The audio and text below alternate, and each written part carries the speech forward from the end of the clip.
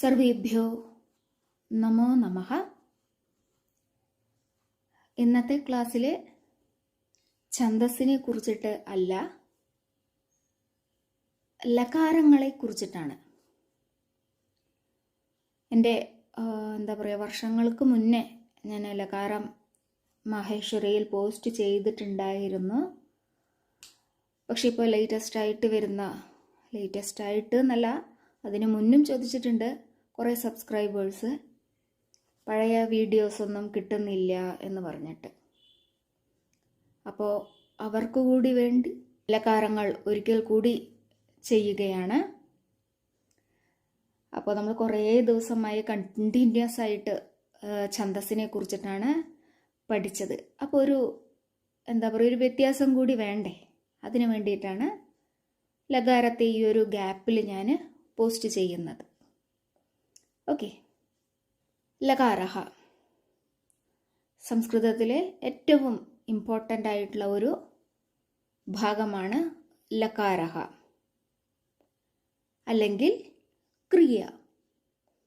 എല്ലാ ഭാഷകളിലും ഈ പറഞ്ഞ ക്രിയകൾ അല്ലെങ്കിൽ വേർബ്സ് ഉണ്ടാകും. സംസ്കൃതത്തിൽ അതിനെ നമ്മൾ ലകാരഹ എന്നാണ് പറയുക. മറ്റു ഭാഷകളിലെല്ലാം സാധാരണയായിട്ട് 3 കാലങ്ങളിൽ ആണ് ഉണ്ടാവുക. ഇവിടെയും 3 കാലങ്ങളിൽ തന്നെയാണ്. പക്ഷെ 3 കാലങ്ങളിൽ കുറച്ച് ഭാഗിച്ചു കൊടുത്തിട്ടുണ്ട് എന്ന് മാത്രമേ ഉള്ളൂ. ഓക്കെ, ലകാരങ്ങൾ എന്ന് പറഞ്ഞാൽ ക്രിയാപദങ്ങൾ 10 വിധത്തിലാണ് സംസ്കൃതത്തിലുള്ളത്. ദശലകാരാഹ സന്തി. എന്തുകൊണ്ടാണ് ഇവയ്ക്ക് ലകാരഹ എന്ന് പറയാൻ കാരണം എന്നെല്ലാം പറയാം. ആദ്യം ഈ 10 ലകാരങ്ങളെ നമുക്കൊന്ന് പരിചയപ്പെടാം. ലഠ്, ലങ്, ലിട്ട്, ലിങ്, ലുട്ട്, ലുങ്, ലിറിട്ട്, ലിറിങ്,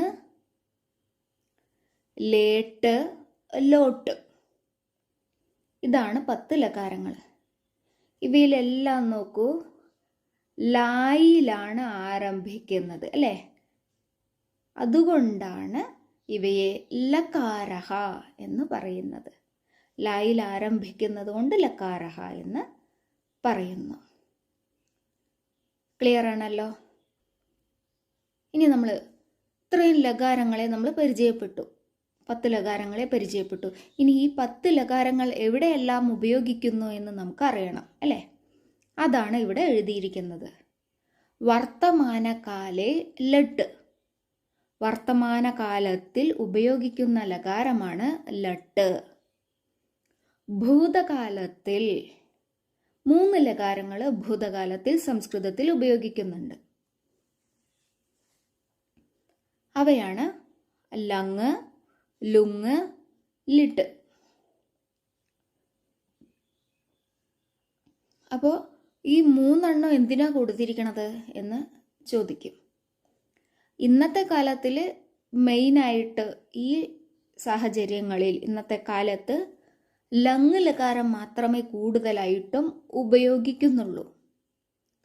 എന്നാൽ പണ്ട് കാലത്ത് ഈ 3 ലകാരങ്ങൾക്കും അതിൻ്റെ സമയത്തിനനുസരിച്ചിട്ട് ഉപയോഗിക്കാനുള്ള സാഹചര്യം ഉണ്ടായിരുന്നു. ഇപ്പം അതില്ല. കോമൺ ആയിട്ട് ലങ് ലകാരം മാത്രമേ ഭൂതകാലത്തിൽ ഉപയോഗിക്കുന്നുള്ളൂ. അപ്പോൾ ഇവിടെ ലങ് എന്ന് പറഞ്ഞത് ഭൂതം തന്നെയാണ്. അത് വന്നിട്ട് അനദ്യതന ഭൂതം എന്നാണ് പറയുക. അനദ്യതന ഭൂതം എന്ന് പറഞ്ഞാൽ ഇന്നലെ വരെ ഉള്ളത്. പിന്നെ ലുങ് എന്ന് പറഞ്ഞാൽ അദ്യതന ഭൂതം എന്ന് പറഞ്ഞാൽ കുറച്ച് മുന്നേ വരെ സംഭവിച്ചിട്ടുള്ള, ഇന്ന് രാവിലെ മുതൽ കുറച്ച് മുന്നേ വരെ സംഭവിച്ചിട്ടുള്ള ആ കാലത്തിൽപ്പെടുന്ന സംഭവങ്ങളെ നമുക്ക് ഈ രണ്ടാമത്തെ ലുങ് ലകാരത്തിൽ ഉൾപ്പെടുത്താം. പിന്നെ ലിട്ട്, അത് പരോക്ഷ ഭൂതം എന്ന് പറഞ്ഞാൽ ഈ പറഞ്ഞ മഹാഭാരതം, രാമായണം തുടങ്ങിയ സംഭവങ്ങളെല്ലാം നടന്ന കാലഘട്ടങ്ങളിൽ പറയുന്ന ലകാരങ്ങളെ ലിട്ട് എന്നാണ് പറയുക. എന്ന് പറഞ്ഞാൽ നമ്മുടെ കൺമുന്നിൽ അല്ലാത്ത സംഭവങ്ങളെ എല്ലാം തന്നെ നമുക്ക് ലിട്ടിൽ ഉൾപ്പെടുത്തിയാലും കുഴപ്പമില്ല. ഓക്കെ.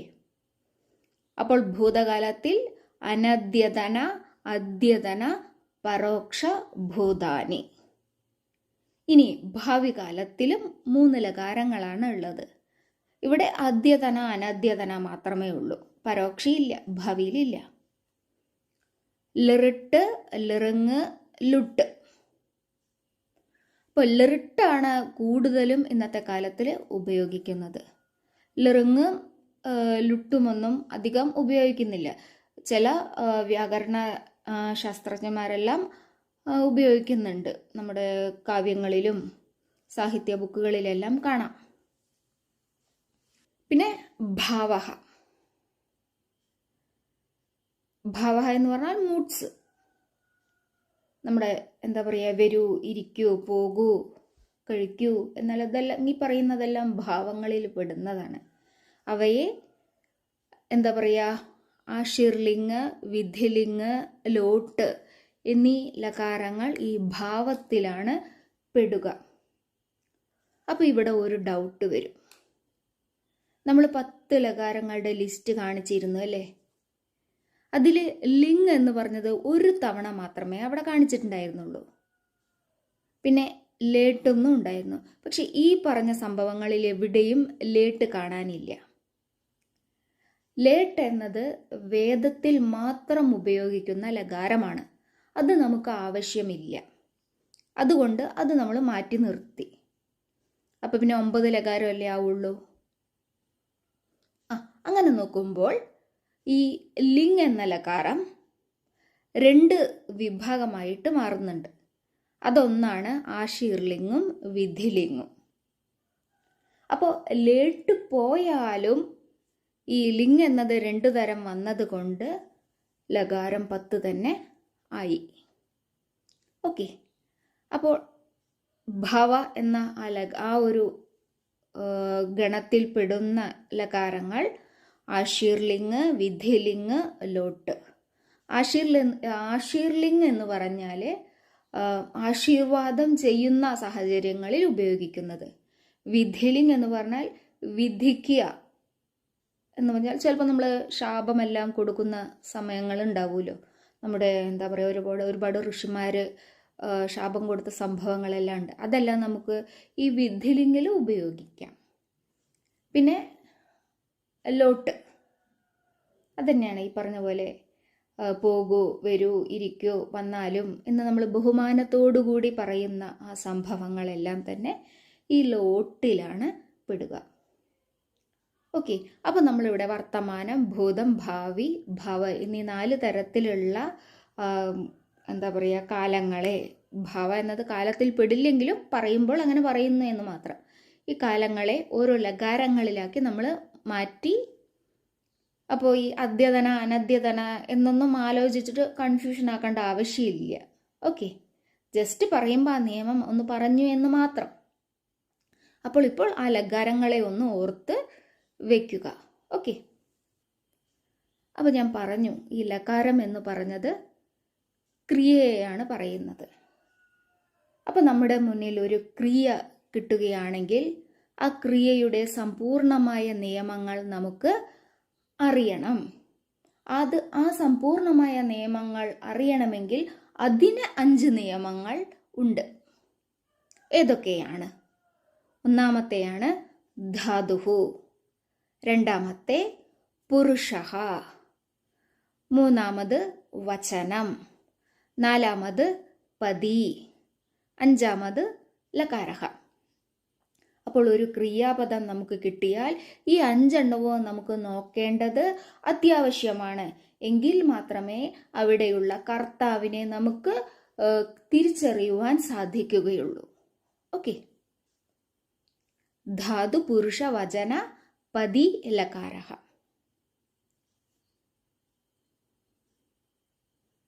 ഇനി ഫസ്റ്റായിട്ട് ധാതുഹു. ധാതുഹു എന്ന് പറഞ്ഞാൽ മൂലരൂപം എന്ന് സംസ്കൃതത്തിൽ പറയും. നമ്മൾ വെർബ് റൂട്ട് എന്നെല്ലാം പറയില്ലേ. ഒരു ക്രിയാപദം ഉണ്ടാവണമെങ്കിൽ അതിനൊരു മൂലരൂപം വേണം. കാരണം അമ്മയില്ലാതെ മോനുണ്ടാവില്ലല്ലോ. അതുപോലെ ക്രിയാപദം ഉണ്ടെങ്കിൽ അവിടെ ക്രിയയുടെ റൂട്ട് അവിടെ ഉണ്ടായിരിക്കും. അങ്ങനെ ആ ക്രിയയുടെ റൂട്ടിനാണ് നമ്മൾ ധാതുഹു എന്ന പേര് പറയുന്നത്. ഓക്കെ, അപ്പോൾ ധാതുഹു എന്ന് പറഞ്ഞാൽ മൂലരൂപം. ഇതിൻ്റെ എല്ലാം എക്സാമ്പിൾ വരുന്നുണ്ട്, പറയാം. ഇനി പുരുഷഃ, 3 പുരുഷന്മാരാണ് ഉള്ളത്. പ്രഥമ പുരുഷഃ, മധ്യമ പുരുഷഃ, ഉത്തമ പുരുഷഃ. ഓക്കെ, ഈ പ്രഥമ പുരുഷൻ, മധ്യമ പുരുഷൻ, ഉത്തമ പുരുഷൻ, ഇങ്ങനെ 3 പുരുഷന്മാർ. ഇനി മൂന്നാമതായിട്ടാണ് പതി. 3 പതികളാണ്. പരസ്മൈപതി, ആത്മനേപതി, ഉഭയപതി. 3 പതികൾ.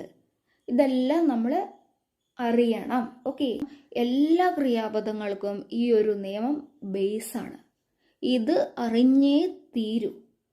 കാരണം എല്ലാ ക്രിയാപദങ്ങളിലും പുരുഷന്മാരുണ്ട്, എല്ലാ ക്രിയാപദങ്ങളിലും ധാതു ഉണ്ട്, അതേപോലെ തന്നെ പതിയുണ്ട്, ലകാരങ്ങളുണ്ട്, അല്ലേ? അപ്പം ഇതെല്ലാം ബേസാണ്. ഇത് നമ്മൾ അറിഞ്ഞേ പറ്റൂ. ഓക്കെ, ഇനി അടുത്തത് വചനം. അതും 3 എണ്ണം ഉണ്ട്. ഏകവചനം, ദ്വിവചനം, ബഹുവചനം. പിന്നെന്താ? ലകാരഹ.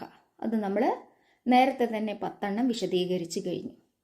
അപ്പം ഇങ്ങനെ ഈ 5 എണ്ണവും നമുക്ക് നല്ലവണ്ണം മനസ്സിലായാൽ മാത്രമേ നമുക്കൊരു ക്രിയാപദത്തിൻ്റെ സമ്പൂർണമായിട്ടുള്ള നിയമം കുറച്ചുകൂടി മനസ്സിലാവുകയുള്ളൂ. കാരണം ഒരു ഡൗട്ടും ഇല്ലാതെ അവിടുത്തെ കർത്താവിനെ നമുക്ക് തിരിച്ചറിയുവാൻ സാധിക്കുകയുള്ളൂ. ഓക്കെ, ഇനി നമുക്ക് ധാതുവിനെ കുറച്ചുകൂടി വ്യക്തമായിട്ടൊന്ന് നോക്കാം. എന്നിട്ട് ഇന്നത്തെ ക്ലാസ് അവസാനിപ്പിക്കാം. കാരണം ഈ ലകാരത്തിൻ്റെ ക്ലാസ് എന്ന് പറയുന്നത് കുറച്ച് ദീർഘമാണ്. അതുകൊണ്ട് ഒറ്റയടിക്ക് ഇരുന്ന് കേൾക്കുമ്പോൾ എല്ലാവർക്കും അത് ബോറടിക്കും. അതുകൊണ്ടൊരു 15 നിമിഷം മാത്രമേ ഞാൻ ഈ ഒരു ക്ലാസ് പോസ്റ്റ് ചെയ്യുന്നുള്ളൂ. ബാക്കി അടുത്ത ദിവസങ്ങളിൽ ഇതിൻ്റെ ബാക്കി ഞാൻ പോസ്റ്റ് ചെയ്യാം. ഓക്കെ, അപ്പോൾ ധാതുവിനെ പരിചയപ്പെടുത്തിയിട്ട് നിർത്താം. പഠതി എന്ന ക്രിയാപദം പഠിക്കുന്നു എന്നാണ്. അത് ഉണ്ടായിരിക്കുന്നത് പഠ് എന്ന ധാതുവിൽ നിന്നാണ്. അപ്പോൾ ഇവിടെ പഠ് എന്നതാണ് ധാതു. അതുപോലെ ലിഖതി, ലിഖ് എന്ന ധാതുവിൽ നിന്നാണ് ഉണ്ടായിരിക്കുന്നത്. അതുപോലെ ഗച്ഛതി, ഗം ധാതു. ഹസതി, ഹസ് ധാതു. പശ്യതി, ദൃഷ് ധാതു. എന്നിങ്ങനെ ഓരോ ക്രിയാപദങ്ങൾക്കും അവരവരുടേതായിട്ടുള്ള ധാതുക്കൾ ഉണ്ട്. ആ ധാതുവിൽ നിന്നാണ് ആ ക്രിയ ഉണ്ടായിരിക്കുന്നത്. ക്ലിയർ ആണല്ലോ? ഇവിടെ ഞാൻ 5 ധാതുക്കളെ മാത്രമേ പരിചയപ്പെടുത്തിയിട്ടുള്ളൂ. അപ്പോൾ ഏതൊരു ക്രിയാപദം നമ്മുടെ മുന്നിലുണ്ടെങ്കിലും അതിന് ഒരു ധാതു ഉണ്ട്. ആ ധാതു നമ്മൾ അറിഞ്ഞിരിക്കണം. കാരണം ഈ ഒരു ക്രിയാപദത്തിൻ്റെ മാത്രം അവസരത്തിന് വേണ്ടിയിട്ടില്ല, മുന്നോട്ട് പഠനം, സംസ്കൃതത്തിൻ്റെ പഠനം മുന്നോട്ട് പോകണമെങ്കിൽ ഇത് അറിഞ്ഞേ തീരൂ. ഓക്കെ, അപ്പോൾ ധാതു എന്താണ് എന്ന് വ്യക്തമാക്കിയിട്ടുണ്ടാവാം. ബാക്കിയുള്ള നിയമങ്ങൾ അടുത്ത ക്ലാസ്സിൽ നോക്കാം. അപ്പോൾ ഈ പറഞ്ഞ കാര്യങ്ങളിൽ എന്തെങ്കിലും സംശയങ്ങളുണ്ടെങ്കിൽ കമൻറ്റിലൂടെ ചോദിക്കാവുന്നതാണ്. ഓക്കെ, ധന്യവാദ.